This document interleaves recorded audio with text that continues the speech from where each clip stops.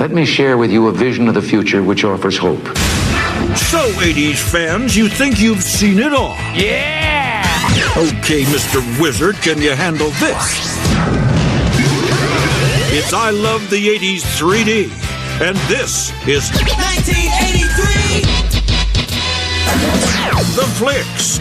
We're the worst company in town, and we know it. The fashions, the trends, the TV. No whammies, no whammies. Big bucks, no whammies. The tunes. Come on, feel the noise. Coming at you in mind-melting 3D. Wow. A totally awesome year that gave us these burning questions. What the hell's a Mr. Mom? A guy taking care of kids? The mom takes care of kids. Mr. Dad, not Mr. Mom. Who the hell? What? Does truly tasteless equal funny? Just because a joke involves an amputee being lit on fire doesn't mean it should be published. And how do you tell these freaking Munchie Cheese apart? Which one's the girl? Which one's the boy? Oh, God, I have no idea. They're identical. I either.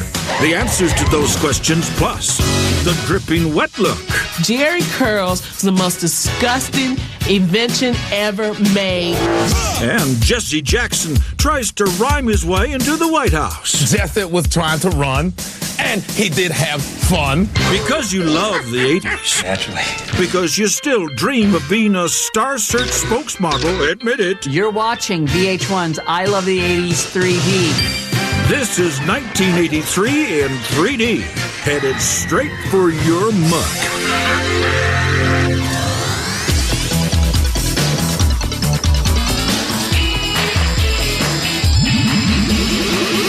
I love the 80s. 3D. I love the 80s. I love the 80s. 3D. Jaws 3D. What an awful movie that was! If you're gonna 3D something, you go with Jaws or The Way We Were. One of those, I think. But Jaws was just as good a choice. Overman was killed inside the park. The baby was caught inside the park. The shark is in the park. Right now! We've got a shark in a public aquarium type place. Bad idea. Then you get Dennis Quaid handling the situation. Bad idea. Then you got it in 3D. That's a bad idea. The only thing in 3D they would do is like somebody's hand would go, look at the shark. So weird. I am like tripping. Welcome to SeaWorld, where we have dolphins but no sharks. Wait, what's that? Gotcha, you sucker. Are you freaking out?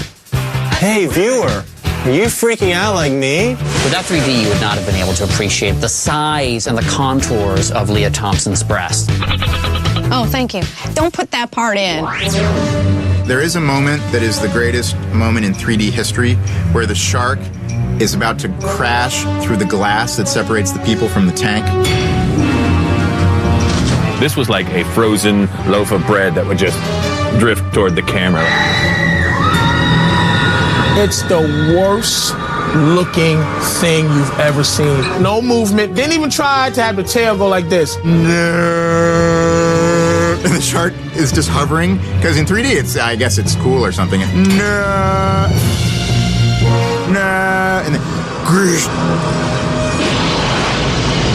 And it busts through the window in the aquarium, and guess who he eats? The black nephew. Every movie should be in 3D. Why didn't this take over? Because porn wasn't doing it. If porn isn't pushing a technology, it's a bad technology. Are they going to show clips of Jaws 3D on I Love the 80s 3D? And will that be like 6D? Or will it be 3 times 3, which would be 9D?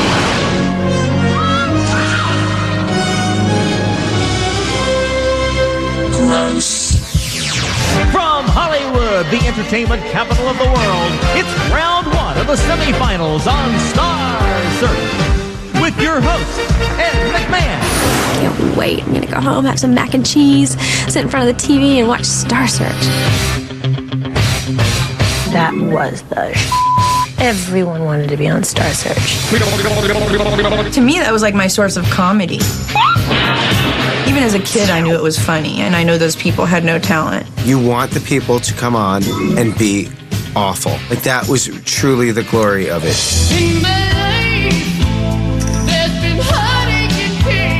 It was funny to see the people lose, too.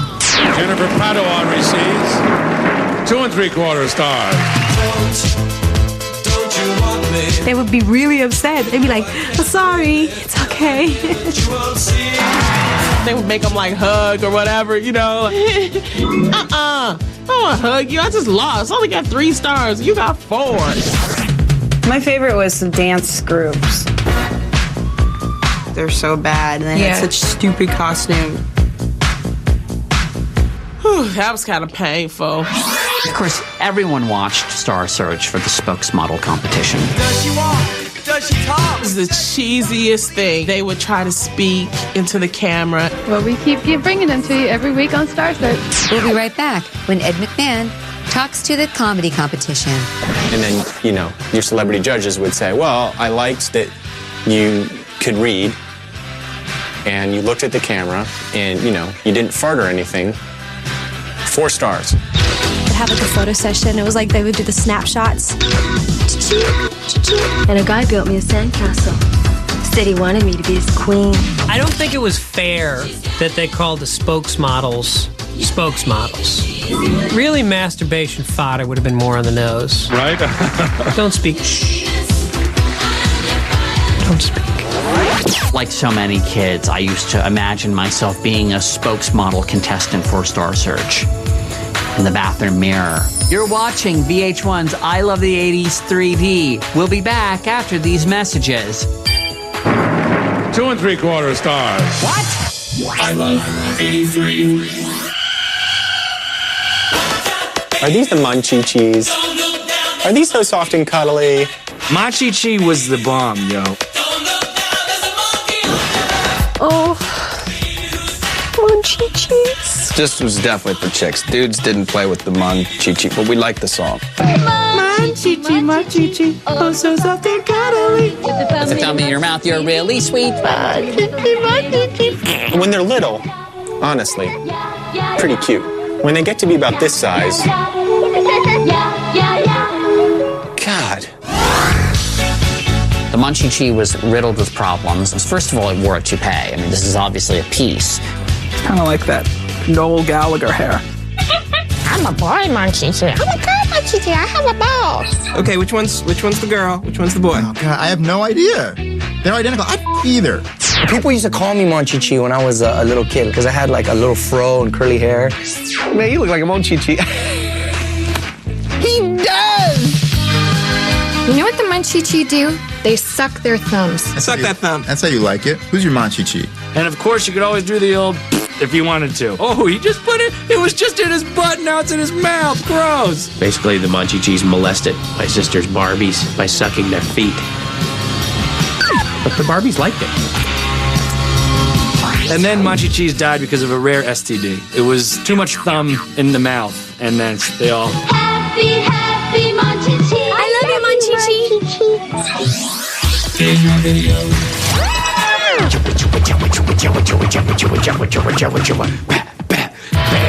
Oh, Herbie Hancock's Rocket. That's 1983, yo. And we're trying to understand what instrument was he using to do all of that? Come on, Herbie. What instrument did you do to rock it? Rocket. That's when we, Midwest America, was introduced to scratching.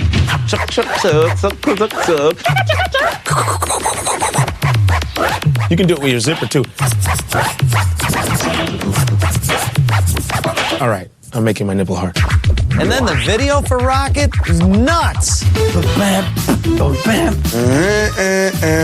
don't know what it meant, but it was nuts. Rocket, those mannequins look like people going like this. Then there's a guy jerking off on the couch. You see that?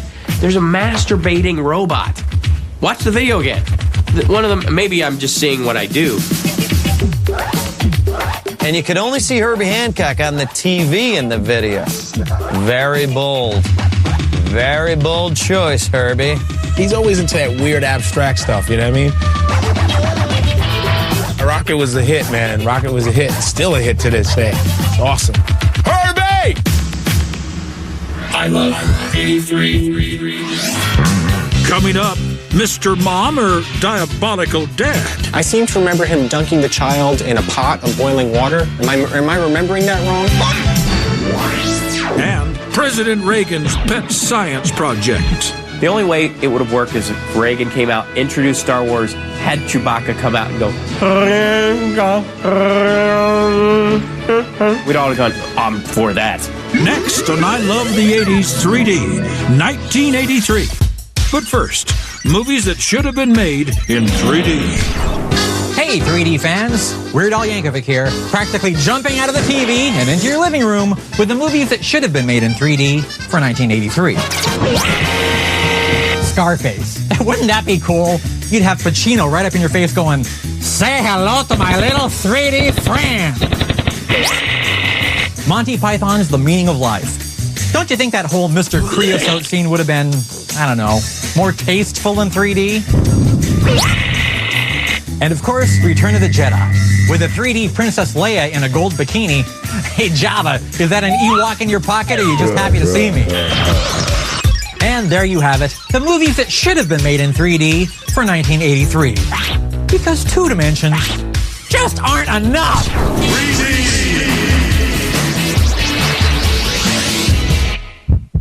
Paula Abdul here, bringing you the teen idols who filled your daydreams back in 1983. The entire cast of The Outsiders, Pat, Tom, Matt, C. Thomas, Ralph, and my personal favorite, Emilio. Greasers Forever. Those were the teen idols of 1983. Straight up now, tell me, is it gonna be you and me together? Straight up. I love the 3D. St. Elsewhere was an hour-long drama. It starred Mark Harmon as Dr. Bobby Caldwell. It also featured a guest star appearance from Denzel Washington as Dr. Philip Chandler. St. Elsewhere is kind of like ER, but a lot less gory. It's ER with training wheels.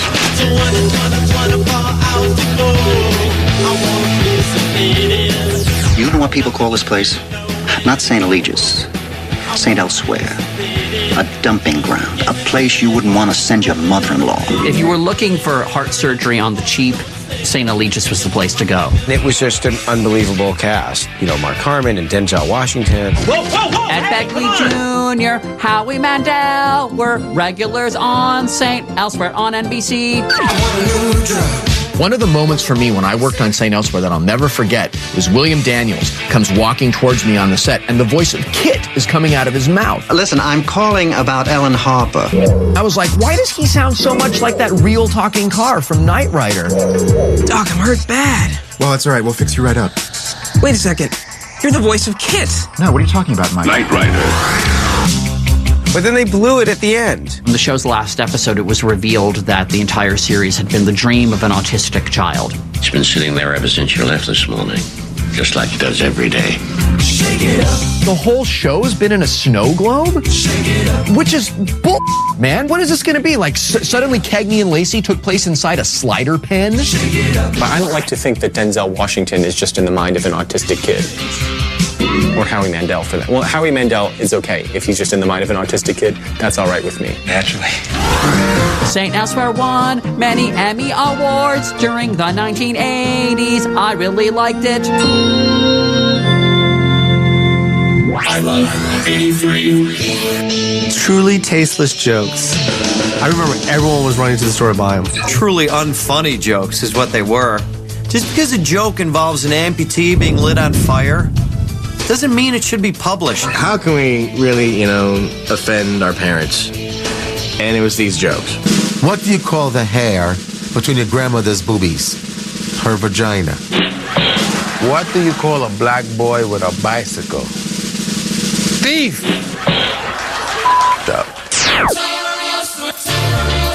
It basically gave you all your jokes in category form. This section just on Pollock jokes. It's all about Puerto Ricans and Japs. Black on page 29. Look out, homosexuals. There's a chapter about you, too. Helen Keller was the most popular one. Everyone had a Helen Keller joke. Do I think Helen Keller jokes are funny? No, I find them very offensive. Not. Hey, Mike. Yeah. How did Helen Keller meet her husband? Don't know how. It was a blind date. Oh, If you're going to make fun of someone, it should be someone that is completely helpless, blind, and deaf, and can't speak. I mean, she's not going to come over to your house. You can't find it. Dead baby, page 1. Let's read dead baby joke. Nothing's funnier than a dead baby. Why do they boil water when a baby's being born? So if it's born dead, they can make soup. You think I made that up? You gave me the book. Don't get smart with me, sugar dumpling. Well, I'm glad they finally made it into print. Yes, we had been telling dead baby jokes underground for years. Finally, when it came to print, we felt liberated. Damn, that dead baby one was brutal. I'm getting mad now. It wasn't supposed to be funny. This is some... Who is this bitch, Blanche Knott? Gotta give them kudos to the title. Nowhere on here does it say good, funny. They're just truly tasteless jokes. Sight. Dad? Yeah? Well, wait till... This is cold and the cheese isn't hardly melted down. Yeah. I've got a stake in this kid. Mr. Mom, I refuse to talk about that until I get my whoopee. Kenny, don't paint your sister. Have you seen Daddy Daycare? Mr. Mom is like that, but older. This is a real role reversal. A guy taking care of kids? The mom takes care of kids, not the dad. Mr. Dad, not Mr. Mom. What? Who the hell? What? Wake me from this nightmare. Where's Bobby keep the extra diapers? I love Michael Keaton because it's all about the eyebrows. It's eyebrow acting. What do you mean? What are you talking about? I'm Mr. Mom. I'm Beetlejuice. Look at my eyebrows. I take a lot of pride in my work. There we go. Are these Kotex Maxi Pads on special? Never mind, Derek. You know, I don't remember specific scenes from Mr. Mom, but let me pretend I do. He burns some stuff. I bet you there's a mishap with the washing machine. I seem to remember him dunking the child in a pot of boiling water. Am I remembering that wrong? And I feel like it was when he was making linguine. That's probably not right. He kind of just takes on this whole, like, housewife type of life. And he has this group of women that he becomes close with, you know, so they talk about the soaps together, they go out to a strip club together. Where is the equipment? Where's the equipment? No, don't tell me. Man panties are thrown at his face. Man panties are thrown at his face. Within 5 minutes, he's... If you take care of a kid long enough, you will want to gobble. Oh my God. See what happens when you send a man to do a woman's job? I love 83. Coming up, DC Cab, an instant classic. DC Cab was like the American Graffiti for a new generation. Just star after star after star. Plus, the strange ironies lurking in ZZ Top's facial hair. ZZ Top, three-man band, famous for the two front guys with the long beards, and the drummer's name is Frank Beard, but he doesn't have a beard. Get it? Next on I Love the 80s 3D, 1983. But first, Chuck Woolery here with the best on-screen hookup of 1983. Tom Cruise and Rebecca De Mornay in Risky Business. Remember, he's a high school student with the house to himself for a week. She's a street-smart call girl who made a man of him on a Chicago L train. Maybe not the ideal pairing, but as we learn again and again, making a love connection truly can be, I'm going to say it, risky business. There you have it. Tom Cruise, Rebecca De Mornay, the best on-screen hookup of 1983. And we'll see you in 2 and 2. I love the 3D. Hello, darling. Elvira here with the biggest boobs of 1983. Oh, get your mind out of the gutter, will you, and your eyes off my chest? I don't mean these boobs. I'm talking about Kiss. Now, in September, the boys of Kiss finally decided to show the world what they really look like without their makeup. Now, this would have been great in 1977, when they were popular. But by 1983, no one really cared. Plus, there was that whole, wow, these guys are really ugly thing. Oh, well, here's the U-Kiss, the biggest boobs of 1983. And I'm an expert. I love the VT. Jerry curls is the most disgusting invention ever made for hair. Just let your soul glow. So silky smooth. Ooh, those are some greasy days, baby. Greasy days. Jerry curl is basically a way of telling Mother Nature, screw off. Everything that's natural about your hair, we're gonna go the other way. I mean, it was like a wet Bichon. It's the best I can describe it. I hate to put somebody on blast. Dougie Fresh had a Jerry curl, son. I had a Jerry curl that was so wet. I am not gonna front. I'm gonna keep it real. I tried to sport the Jerry curl at one point, but being a white Jewish kid from the San Fernando Valley, it didn't work out so well. A white boy with a curl is a shame. African American, hot. White person, really, really sad. I just knew that you had to keep it moist with activator. It would activate your hair to delicious, long, succulent curls. Now I'm a smooth operator. Some people actually carried it with them. You know what I'm saying? You look around the club, everybody's spritzing their hair with Jerry curl stuff. Sounds so smooth. You're a grown man, dude. Put down the squirt gun. Get a real haircut. This stuff would make your hair so greasy and so dripping wet that everywhere you go, you would actually mark up everything. You had a Jerry curl, you would snake with it. Smack, and they get hit with oil. And on that side, smack, then you back up, wow, you hit, it was all just a whole oil slick. The Jerry curl is one thing that should never come back. I don't know how retro gets. It's a mistake against mankind.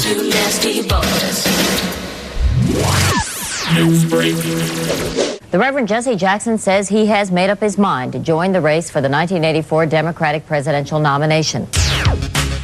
Jesse Jackson campaigning for the 84 election. That was really important for black people because we knew Jesse was trying to run and he did have fun. Black people was like, run, Jesse, run! Run, Jesse, run! That was like his theme song. Run, Jesse, run, Jesse. Run, Jesse, run, and Jesse, you can win. Where is he running to? Did he steal something? Jesse Jackson in 1983 showed that America was not ready and is still not ready for a president with a mustache. It's just too much too soon. It would have been tough to have a black president, though, because everybody would be so scared that, he was going to bring hip-hop and Cadillacs. That's what I think they were scared of. It was going to get real up in the White House. Everybody, I think, knew that Jesse Jackson wasn't going to win, but we wanted to hear him. We got some power we've not called upon yet for ourselves. He can say anything. A, B, C, D, E, F, Q, R, S. You'll be like, oh my God, are those the ABCs? Use what you got. Use what you got.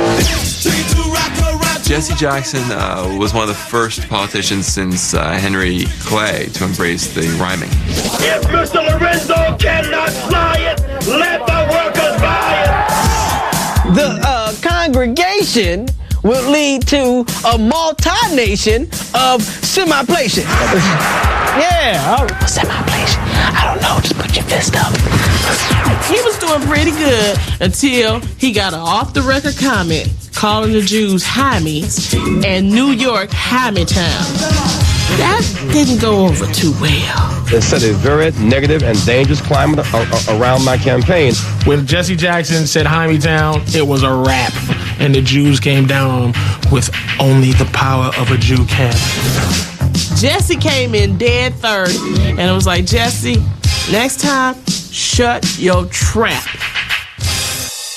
I love 83. From Television City in Hollywood, it's time to press your luck. Press Your Luck. I love that show. Peter Tamarkin, he was the best host ever. Yeah, you like that, huh? I never liked Pressure Luck. I wouldn't have even wanted to host it if they paid me $3 million a year. Maybe 3. Let's do it. Okay. It was a perfect 80s show because there was no skill involved. You had to answer the most banal trivia questions. It's often said the best defense is a good what? Give me the name of something with 4 wheels that drives. A car. Okay, you get to press your luck. Let's go. Oh my God. Big bucks, big bucks, big bucks. Big bucks, big bucks. No whammies, no whammies. Big bucks, no whammies. I love when people would jiggle. No whammies, big bucks. The thing was, you lick your fingers and bam! Maybe the lick your fingers wasn't part of it. No whammies and stop. Stop that whammy. Wow, wow, wow, wow.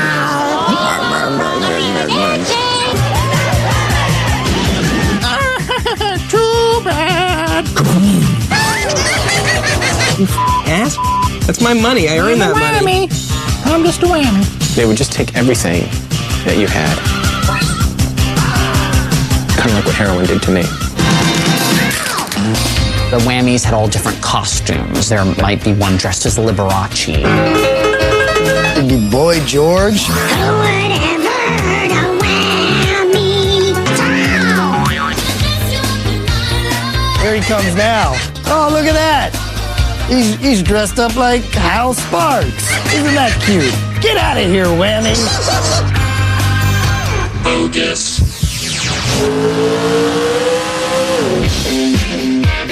Oh, ZZ Top. Now you're talking my language, lady. I'm crazy about a shotgun man. ZZ Top 3-man band, famous for the 2 front guys with the long beards, and the drummer's name is Frank Beard, but he doesn't have a beard. Get it?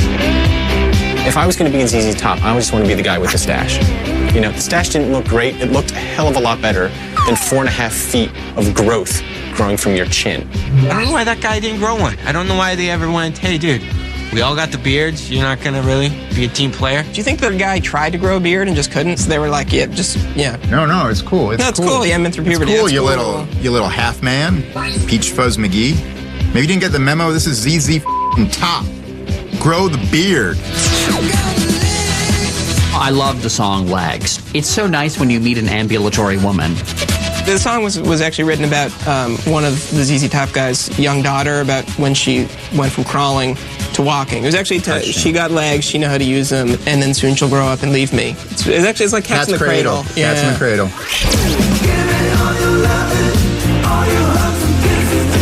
When ZZ Top spun their guitars, I thought that was great fun. I was always trying to work out how they did that. And they had this something in their belt buckle that they would stick the guitar onto, and then the guitars would spin around. It's all about being ZZ. That's what you do. You have fur guitars, a sweet car, and one guy who doesn't want to be a team player, but that makes you rock. I love 83. Coming up, the Reading Rainbow keeps kids glued to the TV. Reading Rainbow taught kids that the only way to read is by watching TV, because it's just not as good in book form. Plus, the uplifting end to Terms of Endearment. Deborah Winger ends up getting cancer and then she ends up dying. If you haven't seen the movie, sorry about that. Next on I Love the 80s 3D, 1983. But first. Hi, I'm Alan Thicke, the irresistibly sexy Dr. Jason Seaver from Growing Pains, bringing you the hot moms of 1983. Beverly D'Angelo, spicing up the family vacation. Susan Young of Webster, hot, but don't mess with Alex Karras. And Jacqueline Bisset in Class. I'd stay after school for her. Those are the hot moms of 1983. Hey, ladies, who's your daddy?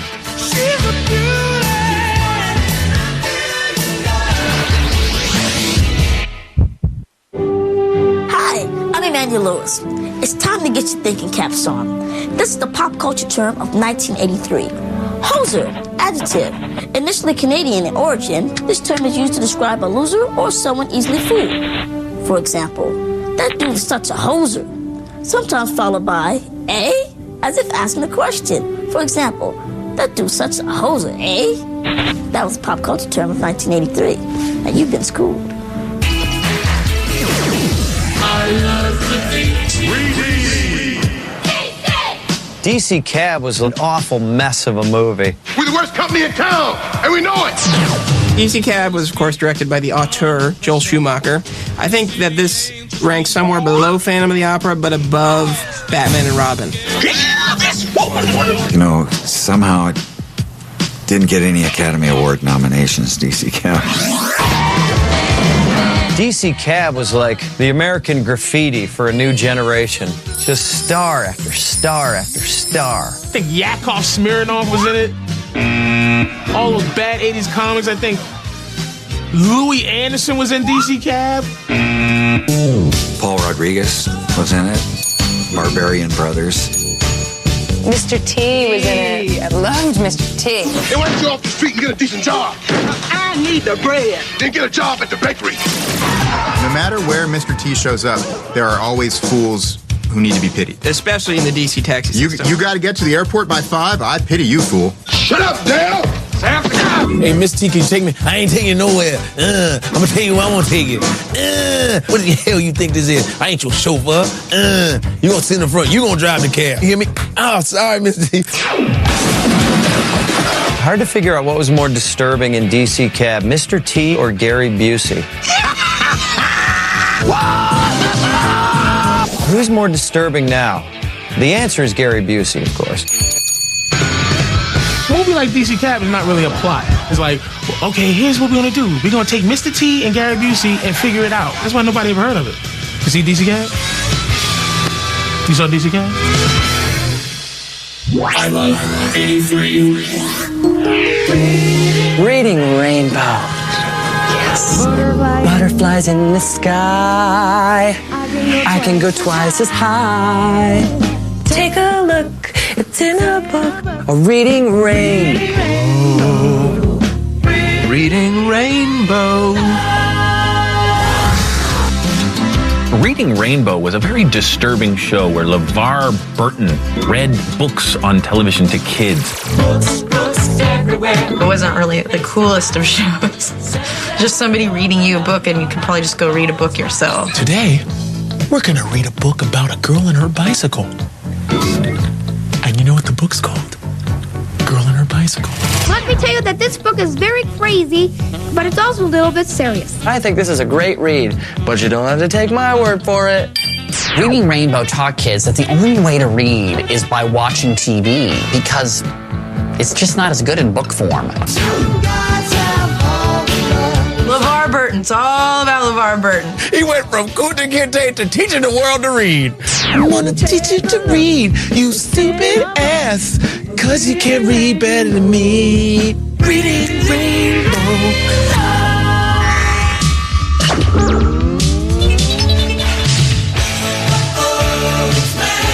There we go. Mr. Wizard's World was a great program on Nickelodeon that taught you about science. Well, not so much science as what happens when you mix vinegar and baking soda. What did you make yours out of? Baking soda and vinegar. It was like a nerd icon. Mr. Wizard was one of those guys that made learning fun and made learning cool. Sometimes it was fun, and other times it was it was work. Depends entirely upon how the experiment went or how good the children were. Timmy? Yes, Mr. Wizard?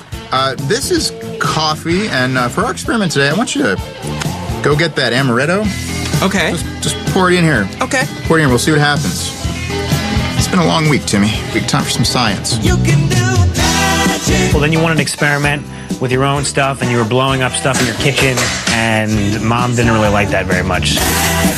I would always try to do the experiments that Mr. Wizard did with his kids, but because he came out of Canada, they were always measured in the metric system. And I was like, Mom, how do I get 11 deciliters of oil? Come on, how'd you do that? They make science fun for kids, and I never thought science was cool when I was at school, but for some reason the show really did it.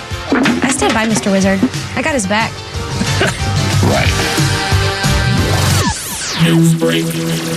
Let me share with you a vision of the future which offers hope. It's known as Star Wars, a shield from nuclear attack. Star Wars was a missile defense program that I believe was going to cost 11 billion thousand gazillion dollars. An umbrella of sorts, of satellites, rockets, and lasers.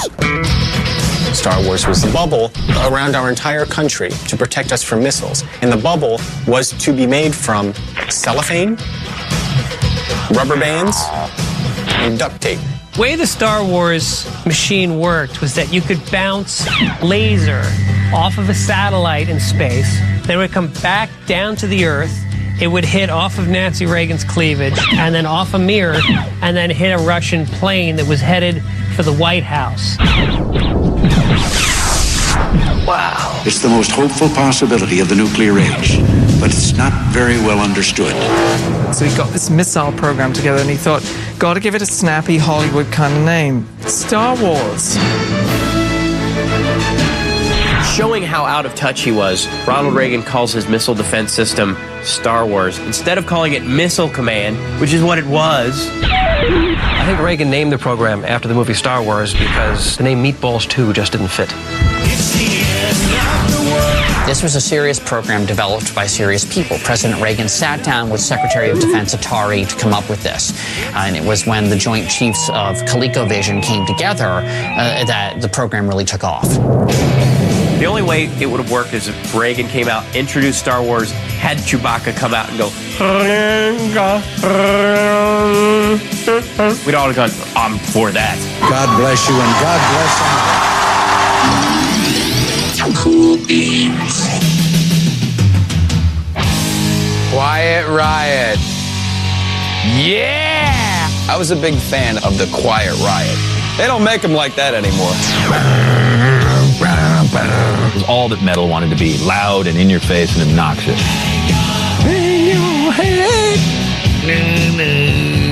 Metal health will drive you mad.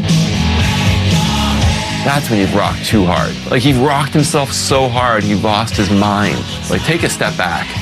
Rock a little less, and it's going to make you bang your head and go crazy. Tell you what I remember is this sort of, this thing.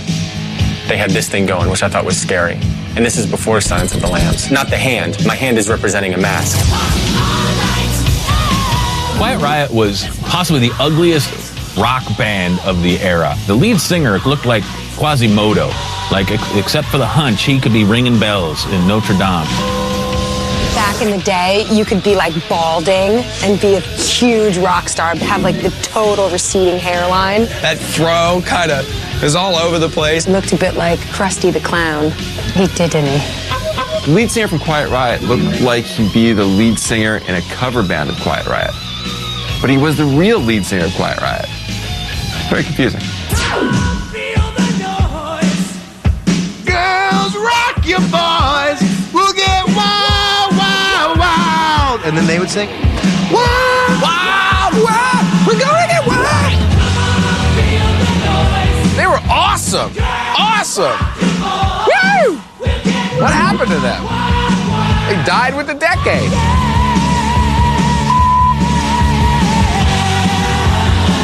I love 83. Coming up, let the bawling begin. We left the theater in bags under our eyes, tears streaming down our faces, looked like we'd been punched. Terms of Endearment, next on I Love the 80s 3D, 1983. But first, craving some 3D bonus material and 80s ringtones? Then log on to VH1.com. Make sure to check out V-Spot. Guilty, not guilty of 1983. The less than honorable Harry Anderson presiding. Defendant? Those terminally cute Cabbage Patch Kids. The charge? Inciting a riot. Parents around the country were obligated to risk life and limb to obtain those weird-ass dolls that looked like the ugly kid at school that everyone hated. The verdict? Guilty as charged. Sentence? Borscht. Get it? Made of cabbage. Court of 1983 is now in recess. I love the 3D. I remember going to see Terms of Endearment with my best friend Bradley. We were 12, going to see Terms of Endearment at the theater next to the Food Town at like 3 o'clock in the afternoon. We were the gayest little boys ever. I went to this movie my mom and I thought we were going to see like a fun comedy. And boy, wasn't the joke on us.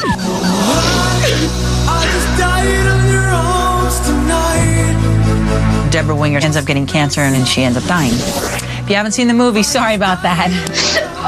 We left the theater in bags under our eyes, tears streaming down our faces, looked like we'd been punched.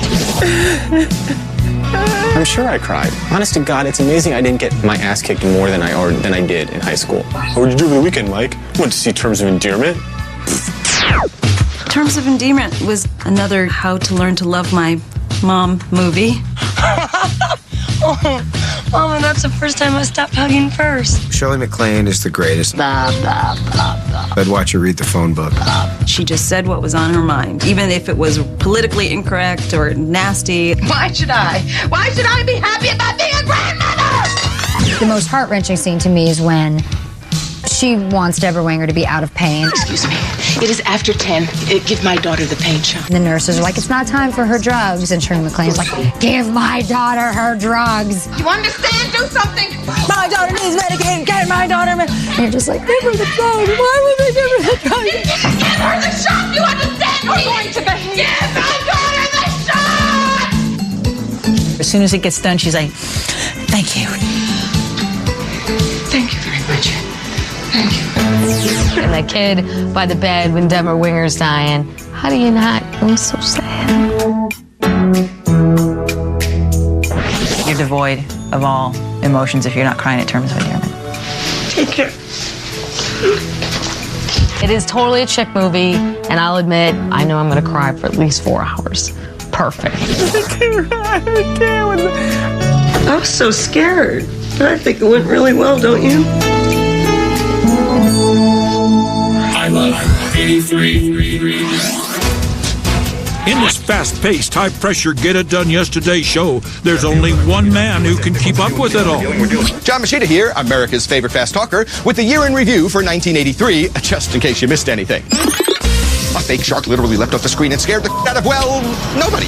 Quiet Riot proved that mental illness and musical acuity are not mutually exclusive. LeVar Burton showed us that reading on TV is not an oxymoron. Truly tasteless joke books for dead babies, some overdue recognition, and the Jerry Kroll saw the birth of a new brand of comedy. Michael Keaton became Mr. Mom, and moviegoers everywhere wept like a baby to Terms of Endearment. ZZ Top videos made boys' dreams come true, and long before American Idol, kids embarrassed themselves on Star Search. An annoying cartoon character put the whammy on anyone who pressed their luck. Goody two-shoes everywhere went crazy for the oh-soft and cuddly Munchie Cheese. Jesse Jackson became a contender, and Mr. T proved that the cab-driving badass could have a soft side, and that, in a nutshell, was 1983. Any questions? I love 83. Welcome to I Love the 80s 3D, powered by 80s 3D Vision. 80s 3D Vision delivers humorous nostalgia about your favorite 80s entertainers, fads, and important memories, all in 3 dimensions. You mean 3D? Mr. 3D, what are you doing here? I love 3D! Mr. 3D, stop! You're damaging the fabric of the space-time continuum. Wow! It's I Love the 80s 3D, coming up next. I love you, Munchie Cheese.